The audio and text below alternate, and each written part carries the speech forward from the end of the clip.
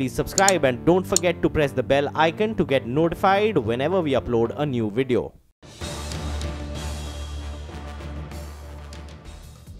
चुनाव साथ हो ये सरकार चाहती है जी, लेकिन डेट एडवांस हो ये आवश्यक नहीं है. About 1.5% lower, both for the Sensex and the Nifty. For next year, I think the state is at 20 to 23%. I think 14-15% seems more like par for the course. Nominal 10% tax on long-term capital gain on equity. It still remains a very subsidized regime. Market is selling off. I mean, we're down about 92 odd points. Yes, there is finally a green tick on the screen on the key indices. The mid-cap index is in positive territory, 3 points higher. Today's low would be now key to watch on the index and also on the mid-cap side. Dalal Street falls for the second trading session after the union budget, but bulls stem the slide in late trade. Sensex recovers 200 points from the day's low, but has still ended with cuts of over 300 points. Mid-caps recoup over 500 points to end with marginal losses. No breather for banks as the index falls over 350 points. Elevated bond yields play spoil sport once again. Kotak and IndusInd Bank are the top losers. The big exclusive of the day, Finance Minister Arun Jaitley clears the air on rumours of an early election to the Lok Sabha, says polls won't be advanced, also adds that rise in oil prices is a worry for this government. Global markets remain jittery even after Wall Street posts its worst weekly loss since Brexit on Friday, the Friday gone by. Sharp cuts for equities across Asia and Europe as only China manages to buck the trend. And Tata Motors posts a weak set of third quarter numbers as Jaguar Land Rover margins disappoint. On the other hand, Bosch delivers in the third quarter thanks to an 18% growth in mobility business. Colgate reports a strong set of good profit and EBITDA, which grows over 30%. Well, those were the top 5 headlines from the day's trading action. Hello and welcome to Markets Today Talkback, the show where we tell you about 8 hours of hectic trading in just 5 headlines. I'm Lata Venkatesh, with me my colleague Prashant Nair. Hi Prashant. Hi Lata. I mean, over the next 30 minutes, we will discuss the headlines for sure. Our market experts will answer your stock questions. Joining us today to take your questions are Prakash Devan and technical analyst Mitesh Thakkar. Gentlemen, thanks very much, both of you, for being with us here on the show. But before we come to you, let's take a look at how the markets fared in trade today, essentially wrapping up things. And I have to say, what a day. It started out with complete blood, and it got better. Yes, actually over the weekend we got those fairly negative cues from Wall Street, with the yields rising to 4-year highs. And that basically was a contagion which spread into Asia as well. But then, to be fair, as our headlines indicated, Shanghai recovered, and that was probably putting a bottom to today's fall. We still don't know how things are going to play out over the next few days. And the mid-caps clearly indicate that, you know, it could be either ways.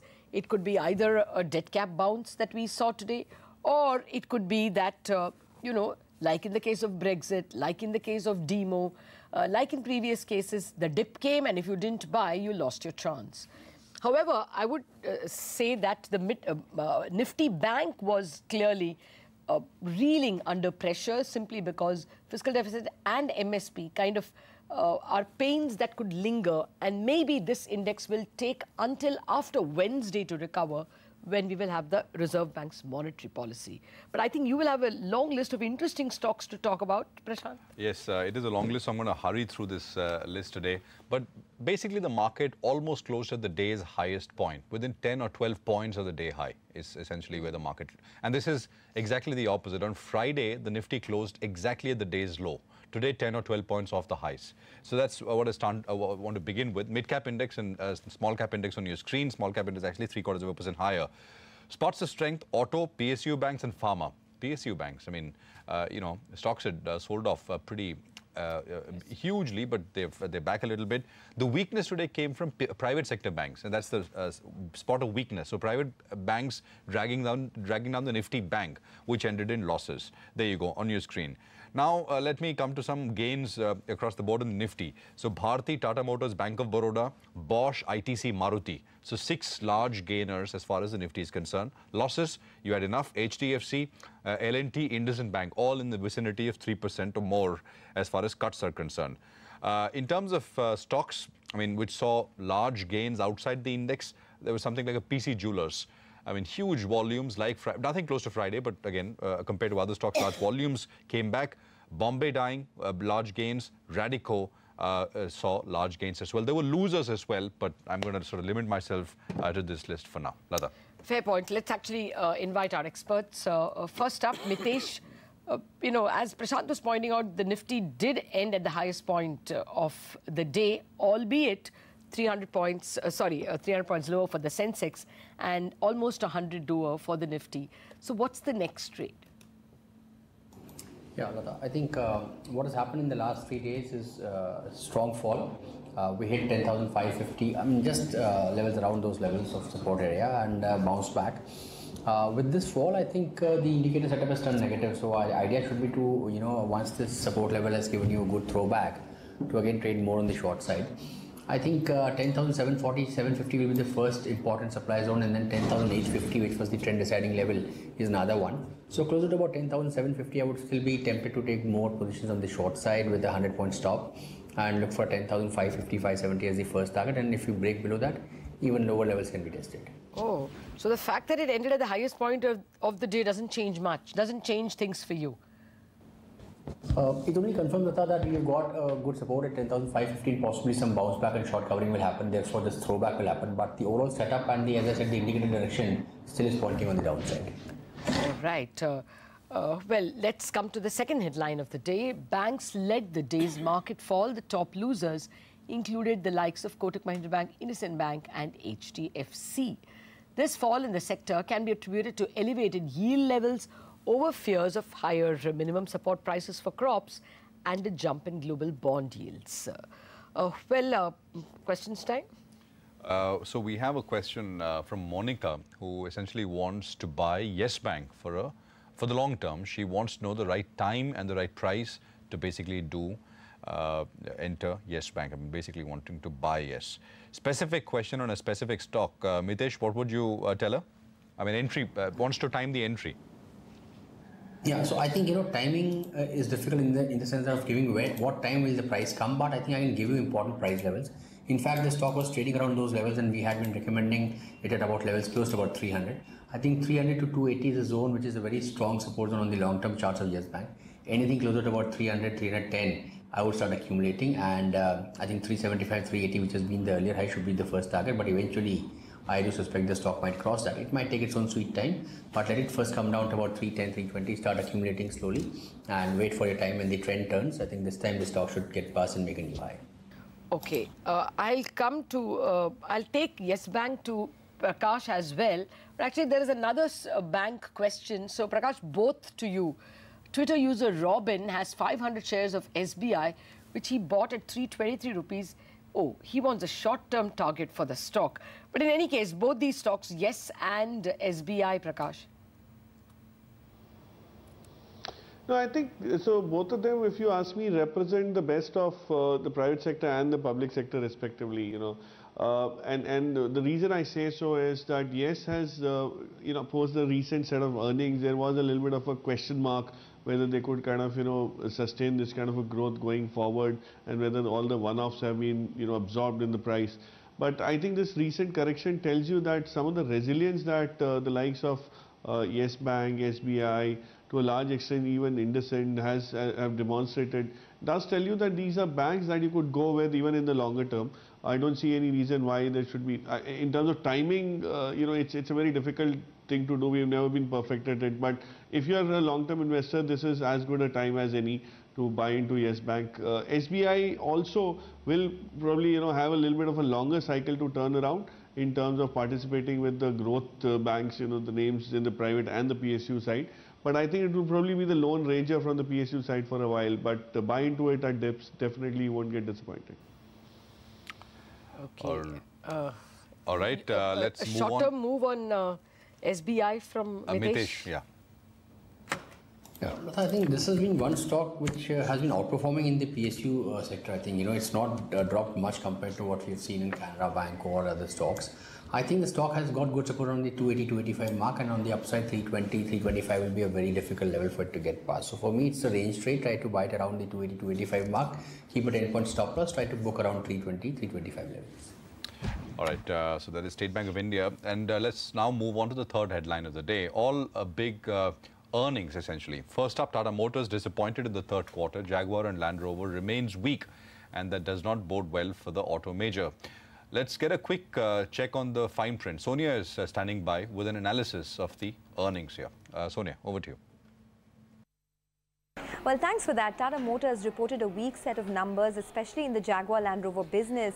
The JLR margins came in at 10.9%, which was much lower than street estimates, and it was a combination of things that impacted the numbers. The revenue growth was also in low single digits at 4.3% year on year, and this is on account of weakness in some of their key markets like the UK, the US and Europe. What's most disturbing is the fact that the management has given very weak commentary in their press note.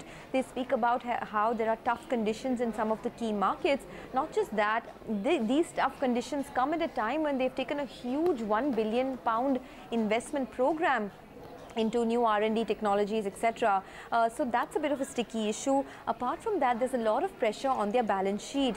They did report a negative free cash flow of 5,159 odd crores because of higher amount of investments and higher working capital cycle, etc.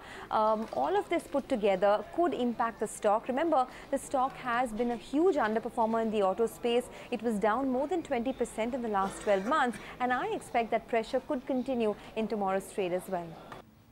Okay, well, let's just continue with the earnings and tell you the other major earnings. Colgate delivered a strong set in the third quarter. Net profit and EBITDA beat estimates and grew over 30%. Margins are also above expectation at 27%, but the market share has not seen an improvement this quarter. Bosch reported a good set of numbers for the third quarter. Revenues grew 14%, driven by strong growth in the mobility business, which saw over 17% growth. EBITDA also grew by 54%, but below expectations, along with net profit, which was up 28% at about 281 crores. Unexpectedly, the question comes from our Twitter attire on Tata Motors. Selva Muthukumar has 1,500 shares of Tata Motors purchased at 438 rupees. He wants to know what should be his next move. Prakash? Well, this is a number that's pretty funny. I mean, optically it sounds, if somebody looks at the headlines, that it's given manifold returns, I mean, profit this time as compared to the last year. EBITDA has been decent, but what's worrisome, which even Sonia alluded to in her capture on the results, is that this is a company that will have to make you wait, that will make you wait for a few quarters, at least the next 4 quarters, till the investments that they have made start paying off. The huge investments that have gone into expanding the portfolio, and some of these products take a long time and a lot of resources to launch. So stay put, you don't expect anything which is going to be very quick.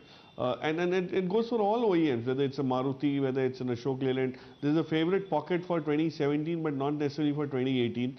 So you'll have to have lots of patience to really make money on Tata Motors from here on. So that's a call whether you want to take, whether you want to book a loss or, just because of the panic, things are slightly weak. But don't expect to, get out in a hurry and if you have to do a profitable trade from the purchase price that this gentleman has. Mitesh, stay put in Tata Motors?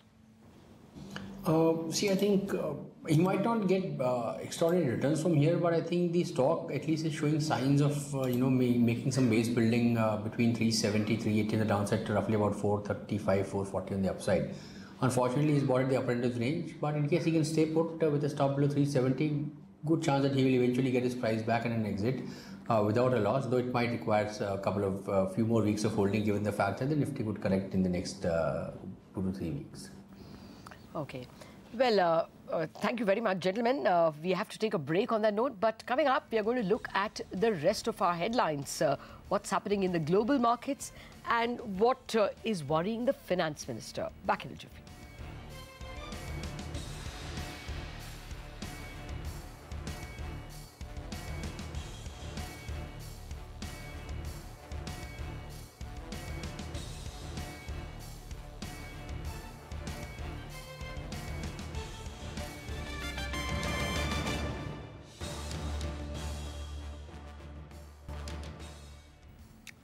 Well, straight to the fourth headline of the day, and that's on global markets. A strong jobs report from the US boosted US Treasury yields and sparked a sharp decline in US markets on Friday, and that contagion was seen in Asian markets today. Major Asian markets fell over 1%, with the Japanese Nikkei leading the pack with a 2.5% fall, while Shanghai Composite erased early losses to end in the green. The decline was also visible in European markets. We have Nick Parsons joining us live from West Sussex. Well, thank you very much for joining us, Nick. It's been quite a while, and you have changed jobs since then. Well, just want to know, first up, this seems to be a good problem to have, a demand pull inflation possibly in the West.